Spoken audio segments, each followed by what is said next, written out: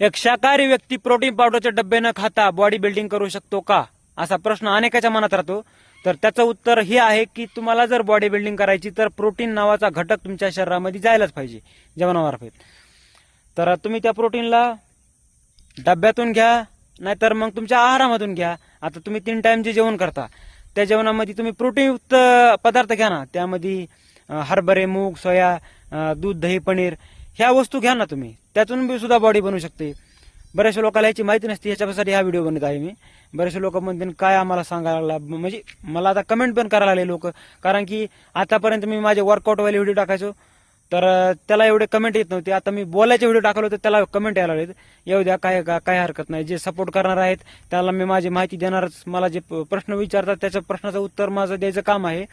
पण माझं तुम्हाला ह्या व्हिडिओमध्ये हे सांगणं आहे की तुम्ही तुमचा दिवसभराचा डाएट प्लॅन, वर्कआउट प्लॅन करा, एक बनवा. मी तुम्हाला दुसऱ्या एका व्हिडिओमध्ये सांगेन की दिवसभराचा डाएट प्लॅन आणि वर्कआउट प्लॅन कसा असला पाहिजे. माझा डाएट प्लॅन काय आहे, मी 3 टाइम आपलं भाजी भाकरच खातो. त्यामध्ये मला कार्ब जास्त येतात, प्रोटीन कमी येतं, म्हणून माझी बॉडी एवढी विशेष नाही. आणि लोकांना वाटतं की एवढं व्यायाम करतोय तरी याची बॉडी नाही. आता इकडे व्यायाम करायसाठी आलो होतो मी आणि दररोज व्यायाम चालूच आहे माझा. उन्हाळा, हिवाळा, पावसाळा, एक दिवस खाडा नाही. आणि एवढा व्यायाम असून सुद्धा माझी बॉडी नाही असं त्यांना गैरसमज आहे. माझी बॉडी केव्हा बनेल, जेव्हा मी म्हैस घेईन.